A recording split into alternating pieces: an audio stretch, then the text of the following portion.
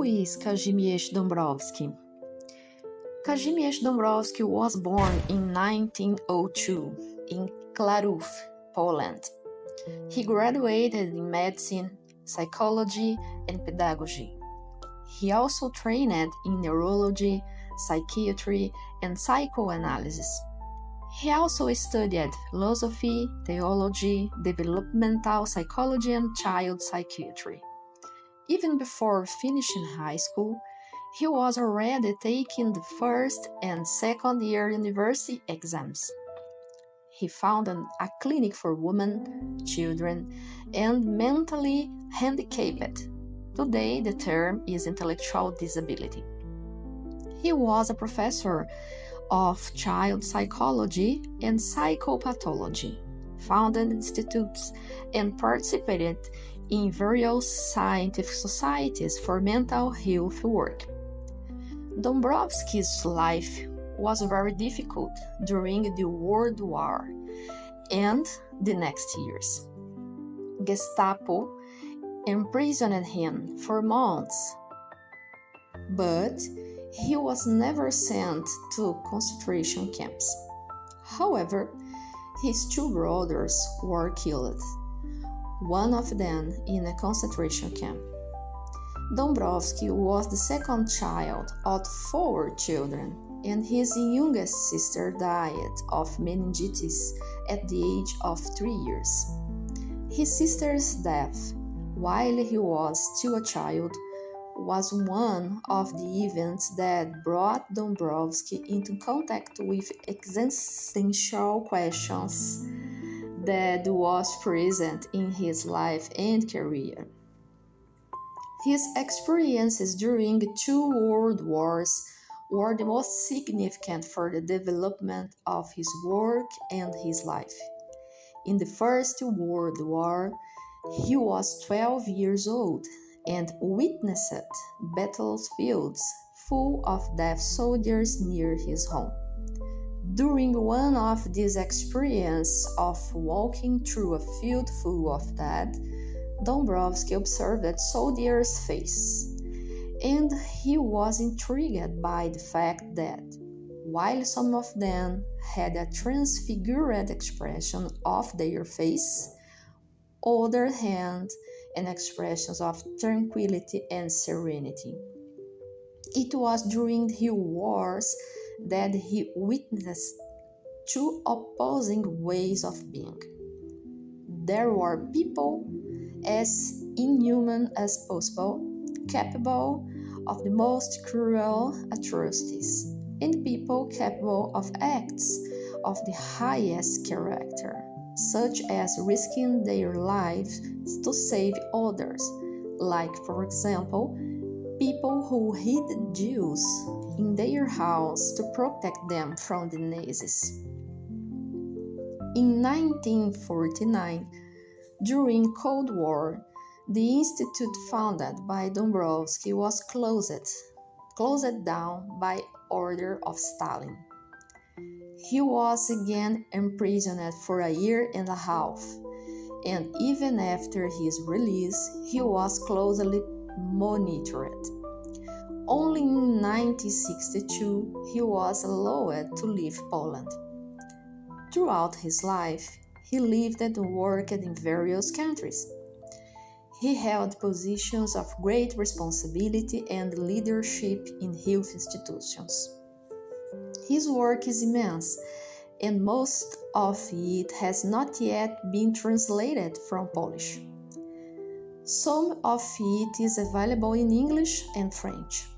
For example, Personality Shaping Through Positive Disintegration in 1967, Mental Growth Through Positive Disintegration from 1970, Different Contemporary Conceptions of Mental Health from 1972, Psychoneurosis is Not an Illness from 1972, and his thesis was written in French, Les conditions psychologiques du suicide, from 1929.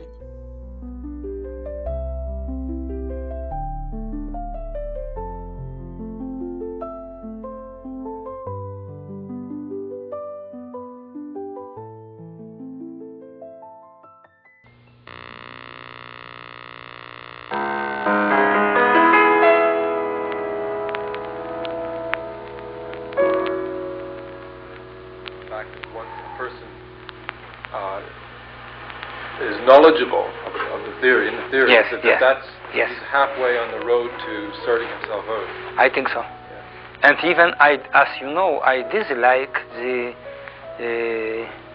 too often visits of my patient. No, this is 3, 4, 5. This is sufficient number, and after we transform psychotherapy to autopsychotherapy. And from this stage, it is not necessary to see very often psychologists or psychiatrists.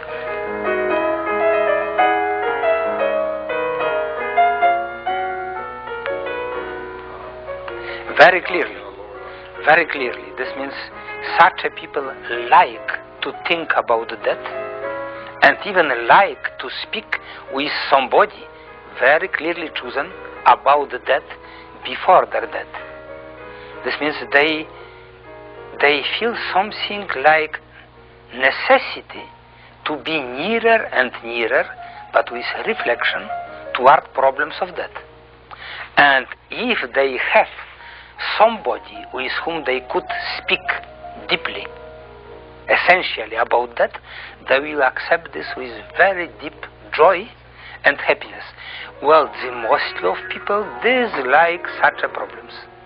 The death is something like taboo. They do not want to think about the death, or they are thinking in verbalistic way. Even before that, they dislike to speak about. They are always almost sure that death will be difficult for them. Well, okay. To a person who at a high level, is he thinking about transcendence of death? Is he thinking about life after death? Very often, yes. But if they have not such a certitude, after all, to transcend, well, to see the necessity of spiritual transcendence of the death, they cannot accept something like, well, complete annihilation. Because the history of development, the history of suffering, the history of reaching higher level means for them something like kind of life. So death is just another step, another yes. Or step. they are very often not sure, but mostly of tendency are going toward this aim and this reality. And I can say that this is very clearly, well, harmonized with overexcitability and psychoneurosis, because in my opinion, overexcitability and psychoneurosis more possibility to reach higher original creative levels of reality.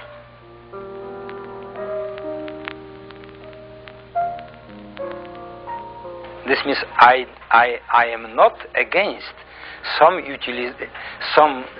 how I can say utilization of drugs. Actually, sorry, I meant I didn't mean medical use.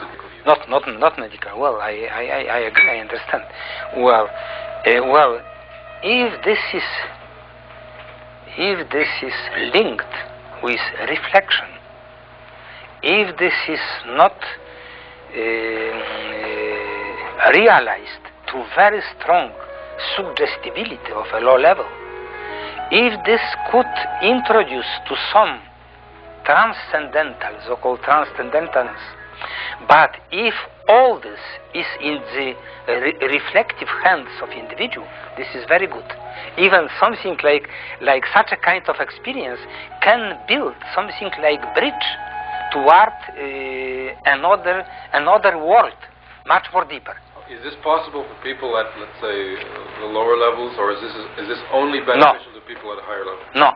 If you will have fairly low level, they will be farther and farther toward unconscious utilization of drugs, and they will be going toward or even psychic dissolution, even psychosis, or from time to time something like borderline of psychopathic and nervous attitude.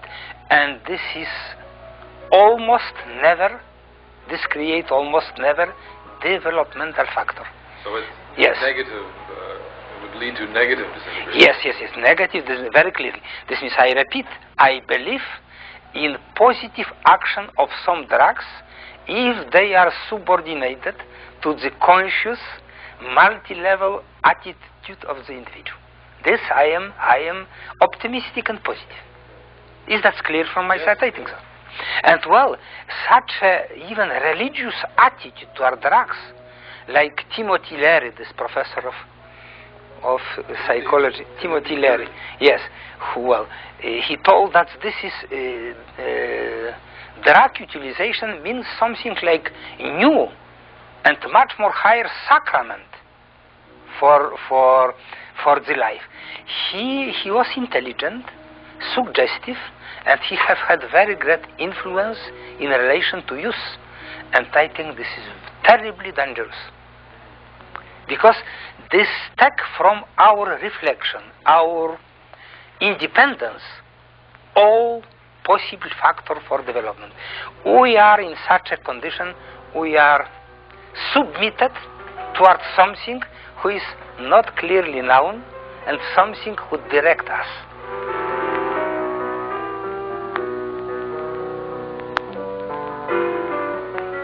Yes, surely. And I am, I feel very badly about all this what I observe. You don't like the Maharishi, Mahesh Yogi? No. This is falsification. But many large group accept such a school. This means I am not against the Maharishi's method of meditation, because this is the same like in other systems.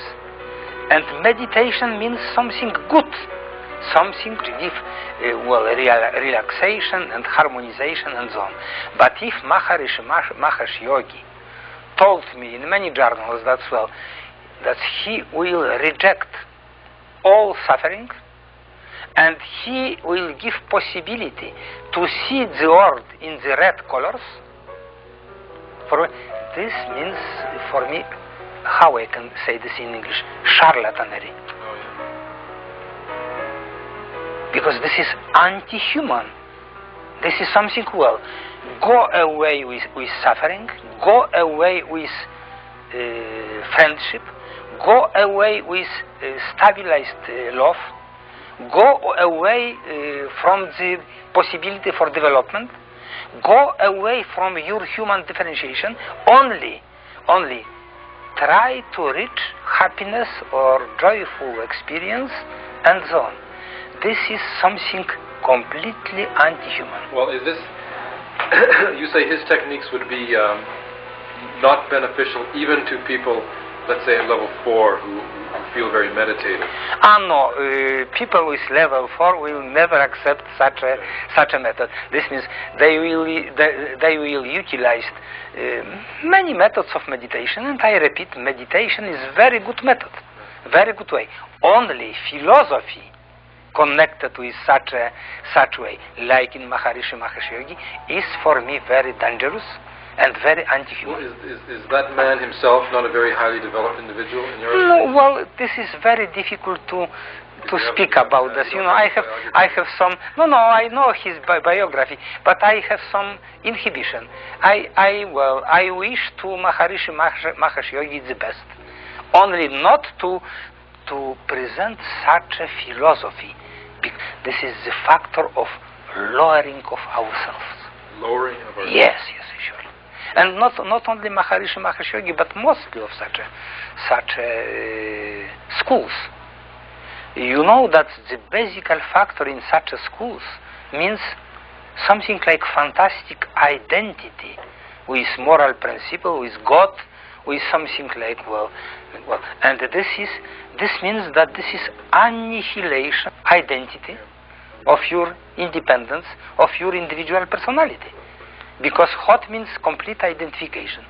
This means, like in Buddhist nirvana, this means annihilation of your individual personality. In carrying on from there, could you explain how positive disintegration, how it differs from from the Eastern philosophies? Like, just talk about positive disintegration now to explain how it differs. Terribly clearly, this means positive disintegration accept many positive aspects of the Eastern school of meditation. Only this theory do not accept and clearly reject the philosophy, the metaphysic of almost all Eastern philosophy, because they do not explain the sense of individual development and sense of individual life, to giving them at the end something like, I told you, identification.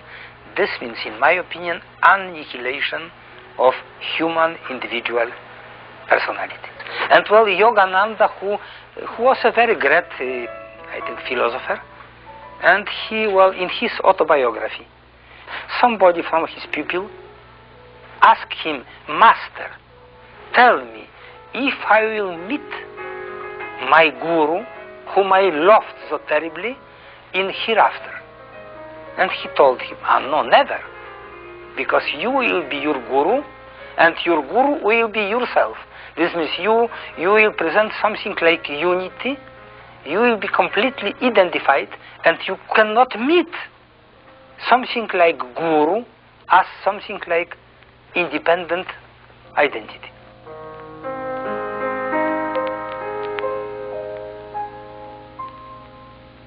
Well, you know, in my opinion, the very strict and strong psychopaths have no possibility or small possibility, little possibility to move toward development. If they have something like some nuclei of nervousness, of psychoneurosis, well, such a nuclei help them to develop in the direction of uni-level disintegration. If they have in the same time something like deep, very difficult condition of life, and if they have some possibility, as I told you, for disruption, psychic disruption, disintegration by such a nuclei, they could go toward so-called uni-level disintegration. This means the lowest level of positive disintegration.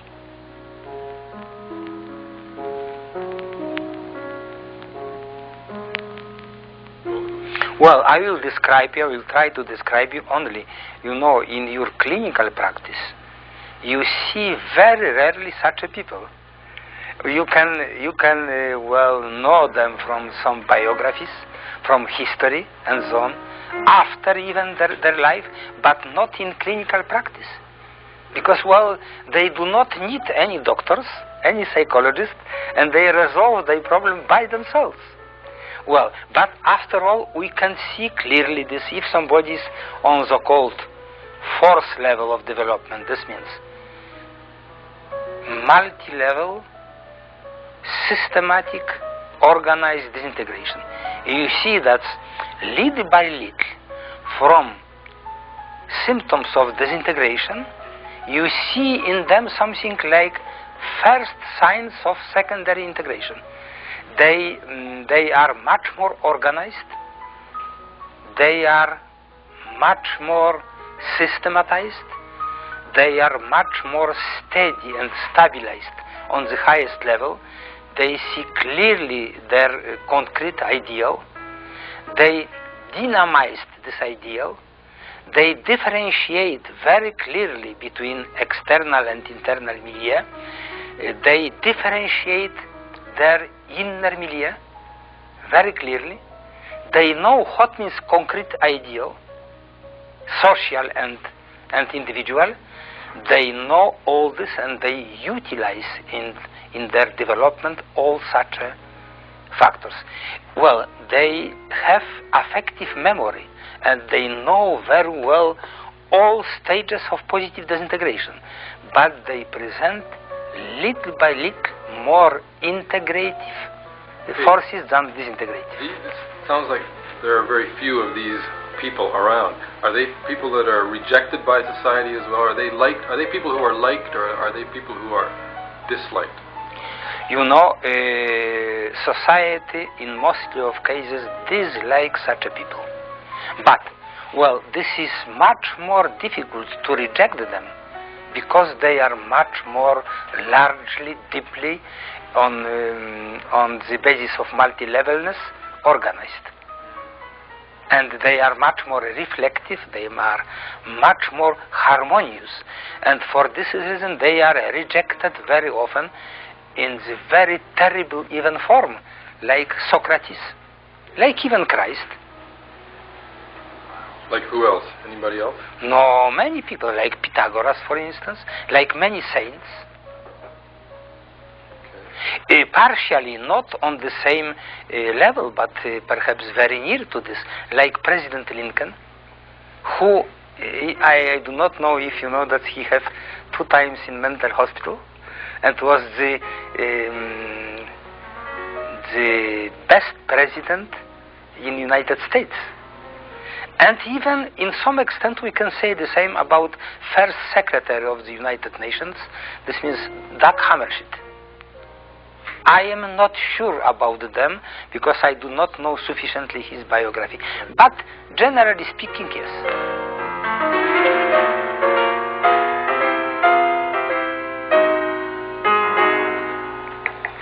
How well? This is difficult to say. This was not my special thematic, but on the basis of my observation, I think that on the highest level, they are not very clear differences. At the highest level? At the highest level, in structure and functions of women and of men. Surely, perhaps the women are much more, how I can say, mild, much more, not much more, but after in some extent, perhaps more emotional in relation to high level of emotionality. But on the low level, on the mediocre level, they are very great differences. Would you care to go into that, or? Well, this means, well, you know, for instance, maternal instinct. This is very high in women, not in such a strong form as in relation to paternal instinct. Not. Next, I think that's at this stage, women present much more special kind of passivity and much more aesthetic attitude toward everyday life.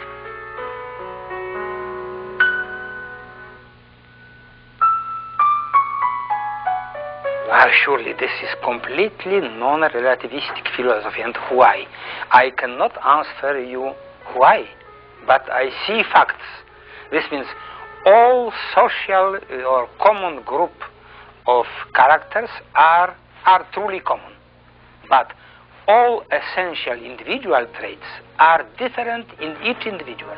You will have very different traits of Michelangelo or Lincoln or Socrates in relation to his individual traits. And what means individual traits? You know very well that this is a special interests, talents of individual, and such talents are always individual. Well, next, this is this unrepeatable, unique love and friendship relations, and the third is identification with oneself, with own history of development, and this projection of this identification toward future. This means this individual traits means something different in each individual on the highest level.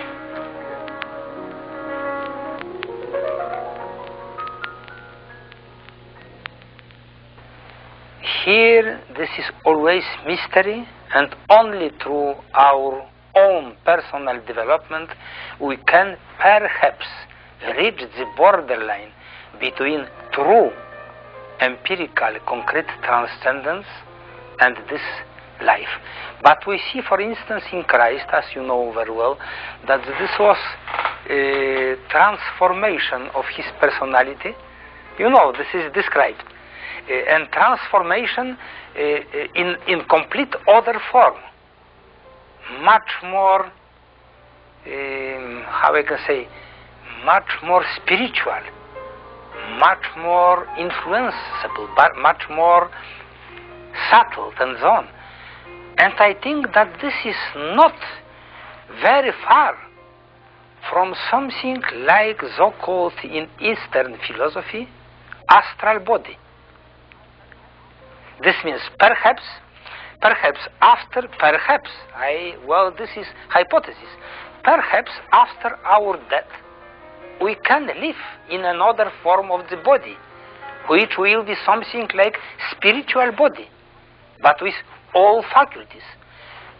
Well, I do not have personal experience, and even if I could have this will be very difficult to speak about this. But after all, I think that this tendency in many people to define his attitude toward immortality and to see prolongation of our personality on the highest level in hereafter, this means something very human and of very high level. And I think that this is way toward Christ experience. We are very sorry that Christ could not give us all explications, but he told us, well, that I have tendency to say you many more things, but in such a condition you could not support this. You cannot not understand, but you cannot accept this. Well, this is something for the future in Christ. Well,